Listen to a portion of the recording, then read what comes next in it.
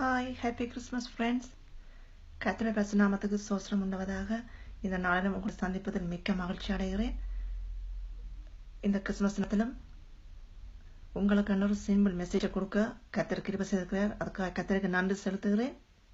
இந்த வேளையிலும் கர்த்தர் எதுக்காக இந்த உலகத்தில் வந்தார், எதுக்காக எங்களோட பாவங்கள் அக்கிரமங்களை சுமந்து சிலுவையில் மறித்து உயிர்த்தெழுந்து எங்களுக்கு இந்த வெற்றியை தந்து எதுக்காக திரும்ப சென்றார் என்பதை நாங்கள் பார்க்கிறோம். இந்த நேரத்திலும் எங்கட இந்த காலத்திலும் எங்கட தூக்கம் எதுவாக இருக்கலாம், எங்கட இழப்பு எதுவாக இருக்கலாம்,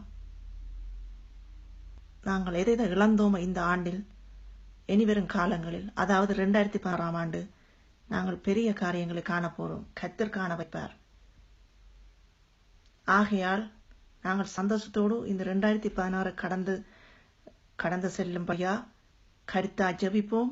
கருத்தாய் கர்த்தர் இந்த விசுவாசத்தை பார்த்து எங்களை இந்த எதிர்வரும் காலங்களில் கர்த்தர் உயர்த்தும்படியாய், எங்களை உயர்த்தும்படியா, ஆசீர்வதிக்கும்படியா, அநேகருக்கு ஆசீர்வாதங்களா வைக்கும்படியா கர்த்தர் பெரிய காரியங்களை செய்ய வேண்டும் என்று சொல்லி ஜெபிக்கிறேன். அருமையானவர்களே, எதை இழந்திருக்கலாம், இழந்தது கிடைக்காம இதுவரைக்கும் நீங்க வெயிட் பண்ணி களைச்சிருக்கலாம். ஆனால் அப்படி இல்லை. கர்த்தர் எல்லாத்துக்கும் ஒரு நேரத்தை, ஒரு காலத்தை வைத்திருக்கிறார். அது இந்த காலம்தான். நிச்சயம் நீ விசுவாசி, நீ இந்த பெரிய காரியங்களை நீ காண்பாய், பெரிய வெற்றியை காண்பாய், வெற்றி உனதே. ஆகையால் நாங்கள் சோர்ந்து போகாமல் ஒவ்வொரு நாளும் கர்த்தரிடத்தில் ஜெபத்தோடும் விண்ணப்பத்தோடும் வேண்டுதலோடும் அவர் சமூகத்தில் சேருவோம். கர்த்தர் பெரிய காரியங்களை உன்னை காண வைப்பார். ஆமென். God bless you.